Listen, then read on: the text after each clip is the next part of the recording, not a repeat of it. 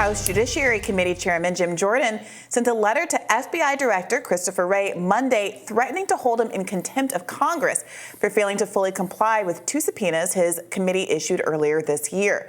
The letter states, quote, "We write to notify you that if the FBI does not improve its compliance substantially, the committee will take action, such as the initiation of contempt of Congress proceeding to obtain compliance with these subpoenas. The FBI will have until July 25th to hand over the documents." Jordan's committee issued subpoenas in February to Wray, Attorney General Merrick Garland, and Education Secretary Miguel Cardona due to concerns over First Amendment rights being violated. Specifically, Jordan has previously claimed the FBI targeted parents who speak out at school board meetings. That, in particular, was the subject of Monday's letter. Now, while the FBI has sent the committee several documents, Jordan says it's incomplete. The agency has until July 25th to hand over the full cache of documents before the committee will, quote, take action. The Hill has reached out to the FBI for comment, but has yet to hear back. So I was refreshing myself. I was just watching a radar I did on this subject from a year and a half ago with Ryan Grimm and Kim Iverson. Before my time. I look about 20 years younger to myself in this radar. But so the issue was that the school board association, this school board interest group, had sent this letter to the federal government that was very harsh in its condemning of parent activity at school board meetings. Described them as akin to domestic terrorism. There was apologizing following that. And Republicans have kind of been beating this drum ever since. That they were explicitly making a request for the FBI to start tracking parents' rights groups that I thought was very foolish, very politically ill-suited to the moment. This was as kind of parental frustration with schools still being only partially open was really bubbling over, culminating really in Republicans winning the Virginia gubernatorial election. I don't know that it's still something that needs to be, dug into quite this much, but Republicans know where their bread and butter issues are. Yeah, honestly, I was really glad for your refresher because this does feel a little like a relic of an older time where the public discourse was in a very different place. I think you're right. The context of the background of COVID, school closures, whether or not kids are being adequately educated, the Virginia race, that seemed like a ripe appetite to make a lot of political hay over the idea that the DOJ might start targeting parents that are angry about the way that their kids are being educated, but are obviously not domestic terrorists, even if I might politically disagree with them. Today, it feels interesting to me that subpoenas from last year are mixed in with all of the pushback against the FBI and the DOJ and the weaponization of the federal government. I mean, on one level, it makes sense to lump it in with the broader weaponization of the federal government theme. At the same time, this does feel like a little bit of a misfit, especially when there's such overwhelming ongoing concerns about the quality of American education, whether or not kids are still experiencing learning loss or falling behind national averages, et cetera. I do wonder if the ultimate strategy is to keep the conversation about these kind of structural critiques of the FBI and the government, which might be legitimate, but which sometimes can replace a conversation about how to improve the quality of education on the ground in real life for children.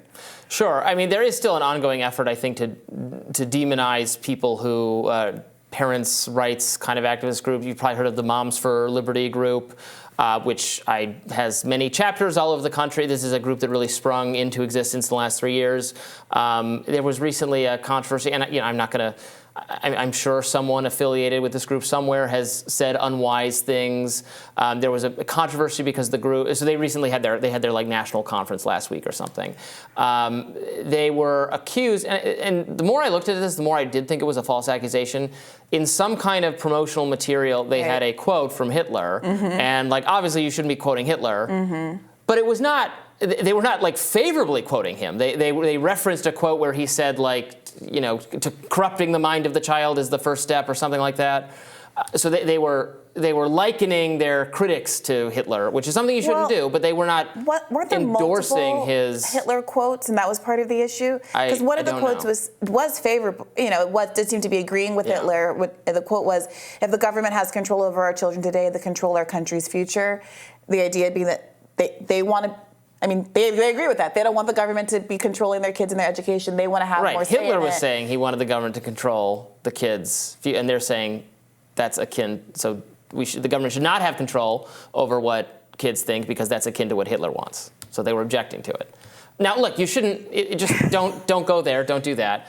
But the Southern Poverty Law Center, an active hate group tracking organization that has a very broad definition of what constitutes a hate group. It's so broad that I would assume we're on the list. They added all the chapters of the Moms for Liberty. Actually, it was a really great way to up their count because they counted like in Florida, for instance, there's a Palm Beach group and a Miami group and a Jacksonville group. So they're the number of hate groups in Florida doubled because they just added the same group 20 times, even if it has 2 members in it. And I don't mean to go off on a tangent. The Moms of Liberty has been criticized fairly for having close associations with the Proud Boys, for not denouncing those associations with the Proud Boys. They've been accused of actually having aggressive, verging on violent interactions with parents in the context of their protests.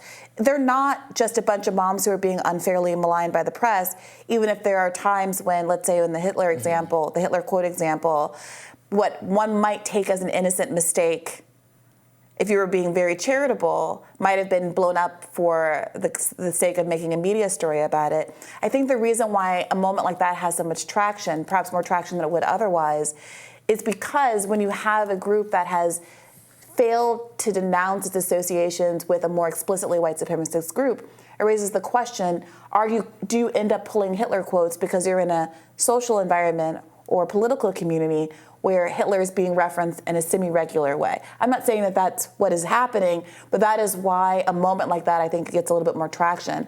And if there were more of an attempt to distance oneself from a group like the Proud Boys, who, of course, we all remember from the You Will Not Replace Us Tiki Torch marches and that explicitly white supremacist event in Charlottesville, then aren't you just sort of inviting that comparison? Yeah, although even that was not, I'm sure there are members of the Proud Boys who were involved in that, but I think that was not, it was not organized by, it was organized by Unite the Right. There's all these kinds of different, the Proud Boys aren't Patriot Prayer, aren't Unite the Right, aren't, and I don't know how, again, Moms for Liberty is a massive group that sprang up over the last 3 years. It has chapters everywhere. I don't know that the national leadership organizations have particularly close ties to the Proud Boys, but maybe you're referencing some story I don't have knowledge of. There might be some local organizer somewhere who was one or something like that. This is from a Vice report that I wrote. The Proud Boys are heavily involved in the Miami chapter of Moms for Liberty. Moms for Liberty, this is from a quote, Moms for Liberty want to push their agenda with fear, harassment, intimidation, and they have the Vice City Proud Boys as their foot soldiers. The two groups collaborated in Telegram chats, according to screenshots of the groups by this person who was quoted and did the research. A group of online researchers who track the activity of far-right extremists in the region. They'll create a Telegram chat group and they'll invite people and they'll do a call to action. And the call to action is usually attacking where the person works, making phone calls, leaving bad reviews, Caballero said, describing the process of harassment. Vice's co-founder is the guy who started the Proud Boys. Absolutely, that's true. Maybe they're very sensitive to, or very closely tracking the organization's. It's hardly just the Vice article that's been covering the association between these groups, but I don't know. It really does feel like we live in a place where there is pushback for every instance of accusation of racism. There are groups that are explicitly white supremacist and other groups that have very close ties to those groups. But if you say that that's a problem or raise questions about why they would want to be associating with each other, you're described as being unfair. And it really does feel like we've decided that racism doesn't exist. Even the people who say, hi, I'm racist and I exist. And I don't know even how to cover a story like this anymore because there's so much hostility to the possibility that groups that say, I have a white supremacist anti-gay agenda, which Moms and Liberty is explicitly also anti-gay and a very censorious organization that's trying to get books and other materials pulled from school, including books that have been core parts of American literature and the American tradition for many years. I know that people like to pull out extreme examples, but these are groups that are trying to get the books that we all read as kids banned. And the censorship crew seems not to really be concerned about that. If it's censorship in my direction, the identity politics crew doesn't seem to be concerned about identity politics that is weaponized against historically marginalized groups. We used to just call that racism. And it feels like until there's a day where we're fully living in, one of the Fahrenheit books or 1984 or what have you, books that are probably also getting banned, well, that people aren't going to have a problem with. I don't support any banning of books, but some parents want to exercise more control over the curriculum their kids have access to in a democracy, with public schools and public resources.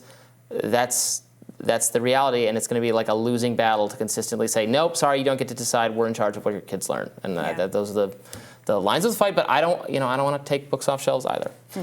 More Rising right after this.